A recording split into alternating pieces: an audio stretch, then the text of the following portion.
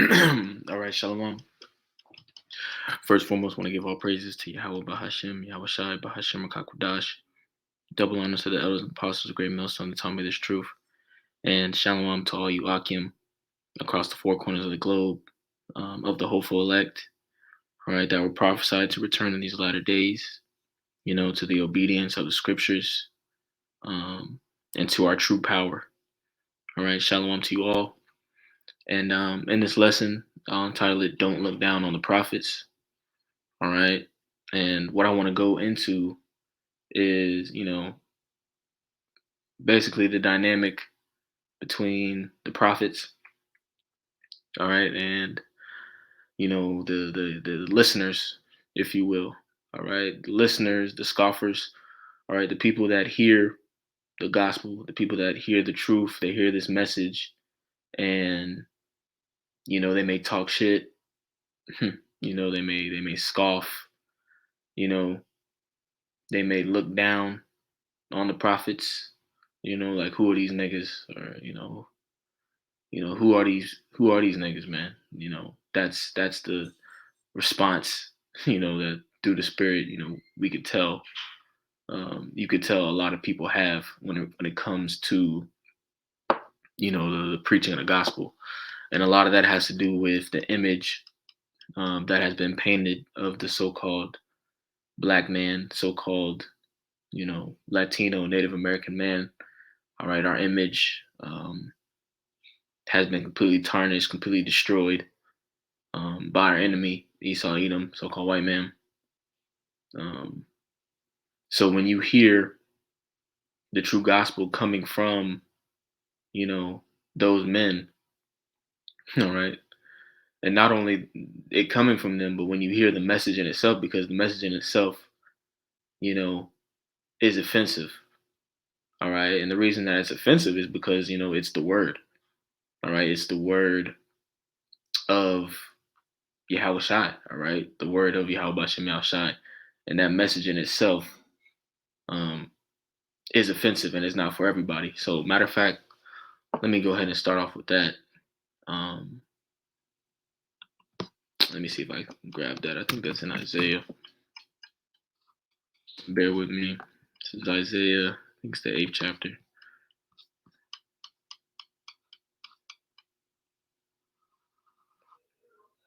Yep, this is Isaiah.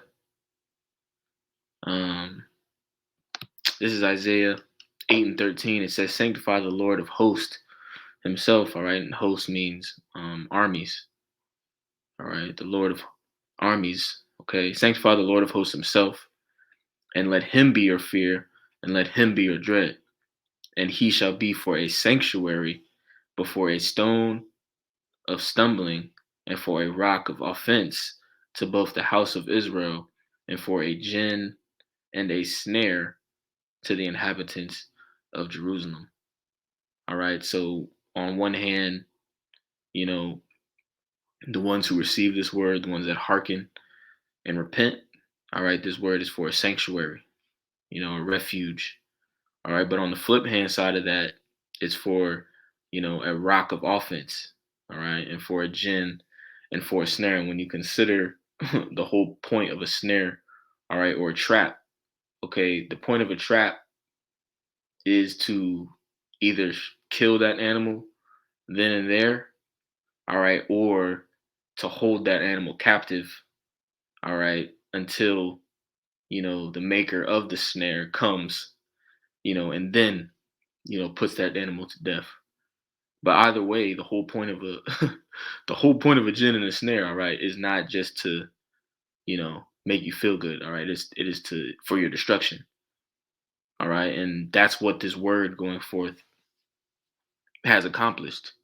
All right. And we're gonna see that in its perfection, when these plagues, um, when these famines, when these wars, these major pestilences start to increase, because we're just at the beginning. All right. But when these things start to happen, we're gonna see the results, if you will, of the word being preached. Okay, we're gonna see, all right, who are the ones that have hearkened in sincerity and truth, All right, and who are the ones that don't believe? All right, that have scoffed, that have talked shit, that have looked down on the word, looked down on the prophets. All right, we're vastly approaching those times, you know. So let me get another precept that just came to my mind real quick, and then I'm gonna keep going because I have some precepts prepared, but um, roll in the spirit real quick. This is Hebrews 4:12. It says, "For the word of God is quick and powerful and sharper than any two-edged sword, piercing even to the dividing asunder of soul and spirit, and of the joints and marrow, and is a discerner of thoughts and intents of the heart." All right. So when this word is being pushed, when this word is being preached, the true gospel, okay, you know, when that's being preached, all right, this word has a way of, getting to the bottom of things. Um, this word has a way of exposing, all right, who you are, all right, the spirit that you're coming in, you know, like it's a very powerful, entity in itself, all right, and it doesn't need gimmicks, all right, it doesn't need, anything extra added onto it, all right, the word going out, you know, rightly, in its correct in its purest form, that it does all the work, it does all the heavy lifting, all right, it gets straight to the point, and that's why it's so important to consider that, all right, when you're online, when you're coming across all these other different camps, or when you're coming across, men who claim to be, prophets of the Lord, all right, all these different, Israelite camps, IUIC, GOCC, whatever, whoever they are, you know,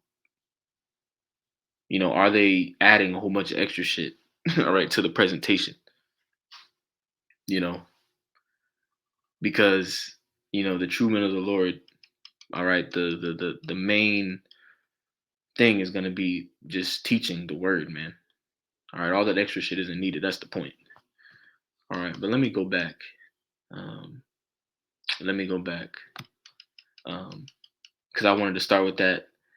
Um, wasn't planning on bringing those particular scriptures out, but just want to bring those out to start off with because most people still, don't understand that the prophets, the men of the Lord, they're readily available. All right, they're easily accessible to everybody.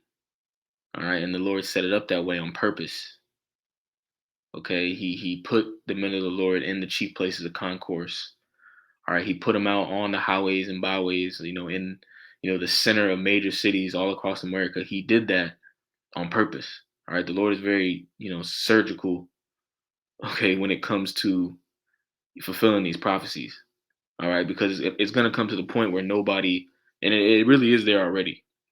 We're very close, to the point nobody's going to be able to say that they didn't hear about the Israelites. Okay, especially you know the Israelites. All right, so-called Negroes, Latinos, Native Americans. All right, Kanye West said something about it. Big Sean said something about it. You have these pastors bringing it up, in church. All right, so everybody's heard about it, and that's not a coincidence. Okay, that's not a coincidence, and most people have no idea that they have already been marked for judgment. All right, they've already been marked to be destroyed. All right, to either die from famine, pestilence, the sword, to die some, gruesome, all right, painful, pointless, death, or they've been marked for the lake of fire. They've been marked for the thermonuclear destruction that's going to completely wipe America off the map. Okay, that's the reality of the situation, and the Lord is so cold. The Lord is so cold that you really have to be in the right spirit, to receive the word, you know. because it's presented the way that it's presented in such a, lowly and meek, fashion and presentation. The way that it's, but there is a boldness to it, obviously as well. All right, a boldness, all right, that comes with it. But if you're looking, for any external, all right, if you're looking for a nice presentation and soothing words, and all right, you're looking for, you're nitpicky and you're looking for everything to be, you know, just presented just, in a way that's, easily digestible. If that's what you're looking for, then this is gonna go right over your head. All right. And like I said, you have a lot of people that will walk by, will walk by the camps, all right, whether it's GMS, specifically, um, or another camp. You have a lot of people, like I said, that talk shit, that scoff, and they have no idea, all right, that they have just been marked for death, you know?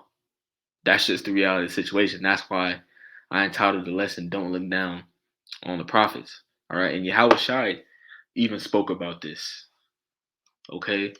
And that's what I want to go into. So let's just hop straight into that. Um, this is Matthew, the 18th chapter. The point is in verse 10 and verse 11. Let me read the beginning just to grab some context. This is Matthew 18 and 1. Excuse me. It says, At the same time came the disciples unto Yahushua, saying, Who is the greatest in the kingdom of heaven? And Yahushua called a little child unto him, and set him in the midst of them, and said, Verily I say unto you, except ye be converted, and become as little children, ye shall not enter into the kingdom of heaven. Verse 4. Whosoever therefore shall humble himself as this little child, the same is greatest in the kingdom of heaven. And whoso shall receive one such little child in my name receiveth me. All right. So, when you read this, all right, the Lord isn't literally telling, them that they have to, travel back in time, okay, and become, 5, 6, 4, 5, 6, 7-year-old children, all right, in order to enter into the kingdom. That's not what he's saying. All right, he's going into, the spiritual aspect, okay, the humility that children possess. That's what he's going into right here. But let me jump down to the point.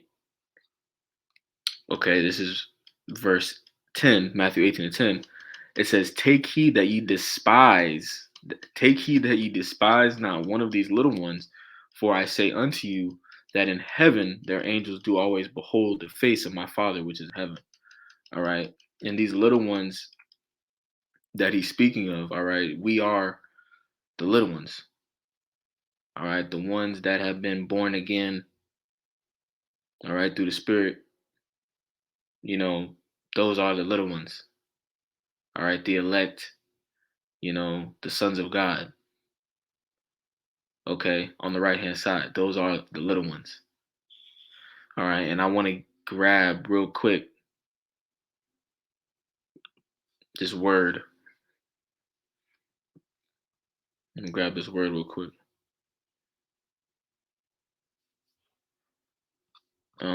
It says despise. Let me grab that word despise.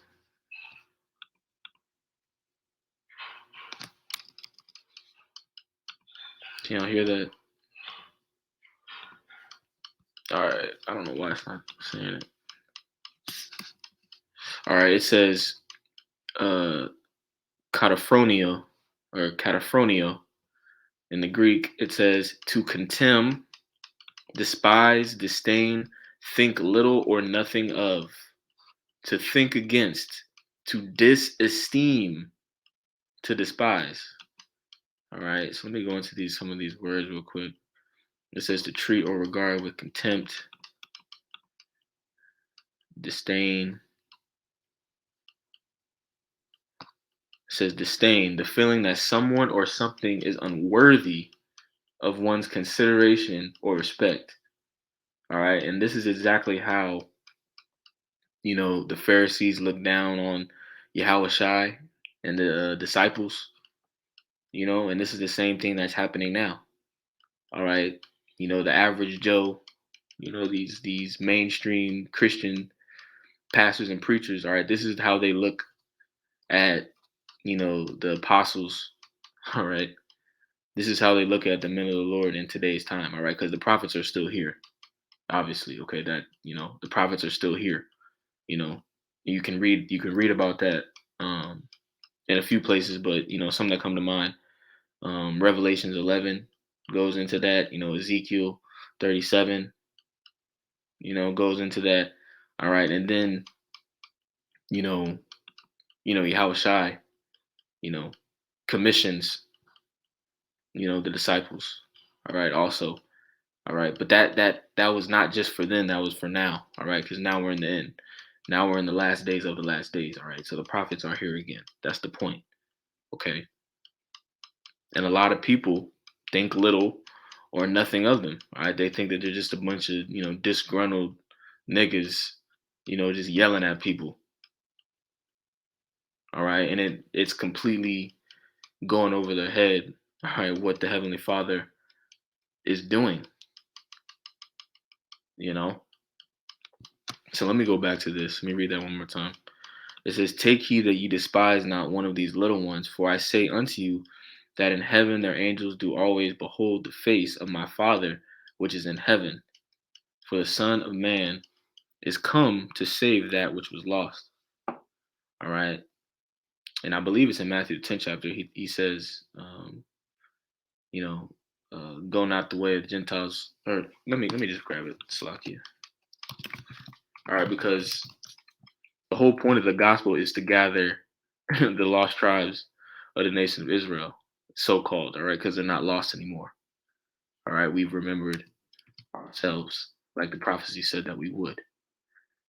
All right, this is Matthew 10 and 6. It says, these 12 Yahushua sent forth and commanded them, saying, go not into the way of the Gentiles, and into any city of the Samaritans enter ye not, but go rather to the lost sheep of the house of Israel. And as ye go, preach, saying, the kingdom of heaven is at hand. All right. And the kingdom of heaven is the kingdom of Israel. All right. With Yahushai, being the King of Kings. All right. King David, who through the Spirit is Peter, if you can receive it. All right. And the 12 being those kings underneath Yahushai. All right. Which is, the nation of Israel. That's the kingdom of heaven. That's the message. So let me go back. All right. And the point is in verse 10. Again, I cannot emphasize that enough because that's the point of the lesson. All right. Take heed that ye despise not one of these little ones, for I say unto you that in heaven their angels do always behold the face of my Father which is in heaven. All right. So, you really have to be careful, even for, myself included, brothers that are in the truth, you know, we're not used to, if you're when you come into the truth, you're not used to seeing, purity, all right, sincerity, because of, how wicked the world is, how deceitful it is, how dishonest it is, you know, the truth, is pure.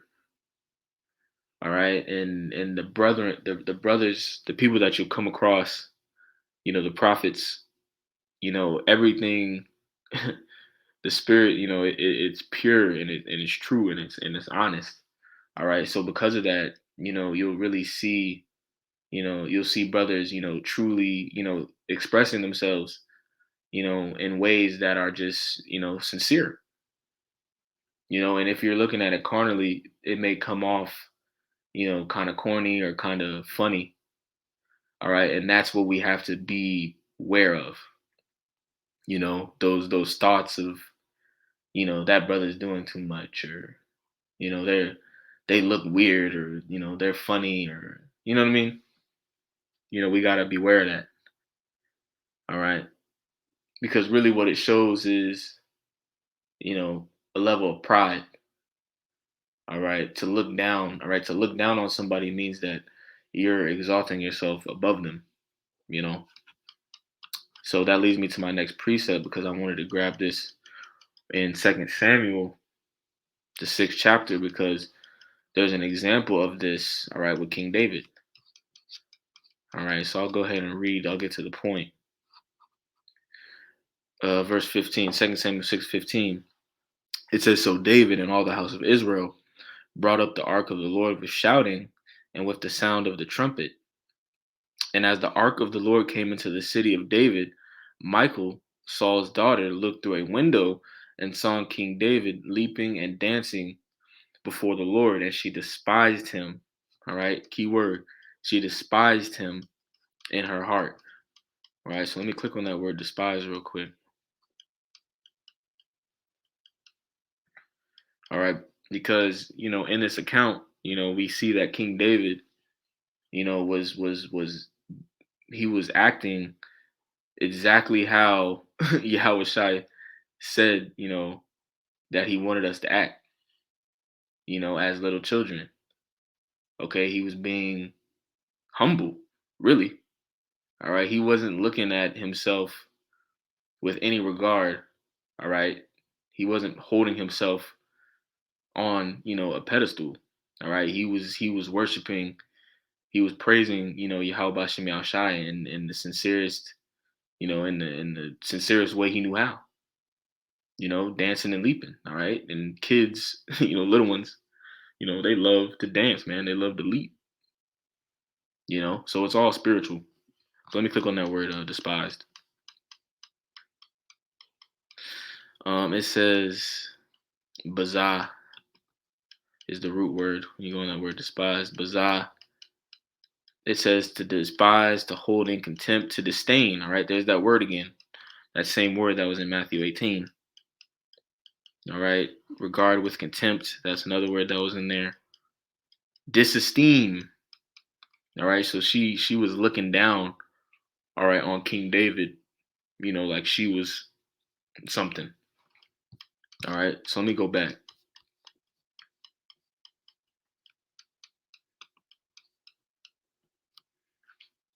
Maybe verse 16 again. It says, "And as the ark of the Lord came into the city of David, Michal, Saul's daughter, looked through a window and saw King David leaping and dancing before the Lord, and she despised him in her heart." All right, which is your mind. All right, the same thing that a lot of people are doing. Okay, and they brought in the ark of the Lord, verse 17, and they brought in the ark of the Lord and set it in his place in the midst of the tabernacle that David had pitched for it. And David offered burnt offerings and peace offerings before the Lord. And as soon as David had made an end of offering burnt offerings and peace offerings, he blessed the people in the name of the Lord of hosts. And he dealt among all the people, even among the whole multitude of Israel. All right, which is the same spirit that Yahushua was coming in. All right, dealing with the publicans and the sinners. All right, King David was in that same spirit, of being personable. Okay, not acting like he was better than everybody. Which all goes back to pride. 2 Samuel 6:19, it says, "And he dealt among all the people, even among the whole multitude of Israel, as well to the women as men. To every one a cake of bread and a good piece of flesh and a flagon of wine. So all the people departed, every one to his house.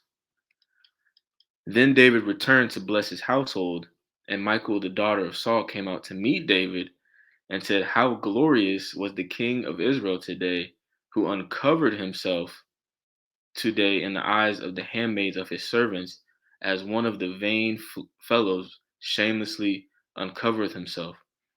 All right, so Michal, Michal Saul's daughter was basically, making a fun of David, all right, looking down on David because he was being so, shameless, if you will. He was being so, sincere, all right, in his, uh, in how he was feeling, all right, leaping and dancing and, having a good time, all right. He was being himself, all right. He was expressing, all right, his thankfulness, his praise, all right, his, that's how he glorified Yahweh Shem Shai, all right, in sincerity and in truth, all right. And here you have Michael, basically looking down on him for this, all right. So, because when it says uncovered himself, it's not talking about literally, him taking his clothes off, all right. It's talking about him being vulnerable, all right. That's the word I was looking for.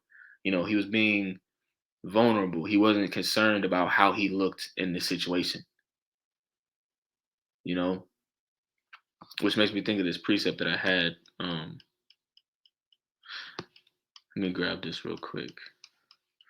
This is John 4:24. It says, God is a spirit, and they that worship him must worship him in spirit and in truth. All right, in spirit and in truth, you know, and that's what King David was doing. Let me get another one real quick. This is First Corinthians.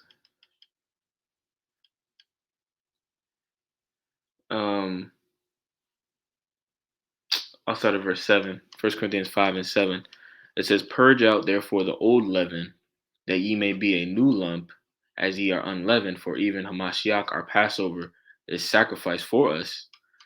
Therefore, let us keep the feast, not with old leaven, neither with the leaven of malice and wickedness, but with the unleavened bread of sincerity and truth. All right, and that's the beautiful thing about the truth. All right, is you're seeing brothers, you're seeing men, specifically men. All right, operating, all right, in a place of sincerity and in truth. You know, something that's been missing, from the planet Earth. All right, and specifically from our nation. Let me go back. This is 2 Samuel 6:21. It says, and David said unto Michael, it was before the Lord, which chose me before thy father, and before all his house, to appoint me ruler over the people of the Lord, over Israel. Therefore, I will play before the Lord. All right, and this is King David basically checking Michael. All right, he's checking her. All right, because he knew that he was, being sincere, man. He was praising the Lord, and who the hell is Michael to be even bringing that up to King David? But it goes to show you that pride demon is crazy when you really think about it.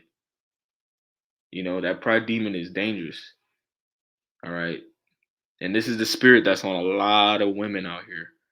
All right, a lot of women out here. Okay. Verse 22. This is David speaking. He says, and I will yet be more vile than this. All right, than thus. All right. So David is saying, if you thought that was, being vulnerable, being sincere, I can, I could do even better than that. All right, verse 22. It says, and I will yet be more vile than this, and will be base in my own sight. And of the maidservants which thou hast spoken of them shall I be had in honor. All right, and that's the key point, man, right there. It says, and let me start at verse 22. It says, and I will yet be more vile than thus, and will be base in my own sight. All right, and that's what the Lord is looking for. Let me click on that word base real quick. Shapal. Shapal. Lucky my laptop is slowing down because my battery is low. Lord will, I make it. Got a couple more precepts I want to bring out real quick. Shapal, it's that word base. All right. So David was basically, saying, he was emphasizing that he don't give a damn about how he looked in the situation. That's not what it's about. You know, it says Shapal, low, humble. All right, lowly. All right, let me get this precept real quick and then I'm gonna close out. This is Psalms 138:6. It says, though the Lord be high, yet hath he respect unto the lowly. All right, but the proud he knoweth far off. So the Lord respects that mindset that David, possessed, that we're reading about in 2 Samuel, the 6th chapter. All right, he respected that, and we should be, striving, to be the same, really. So Lord willing, this video is edifying. That's pretty much all I had on that. With that, I'll say shalom.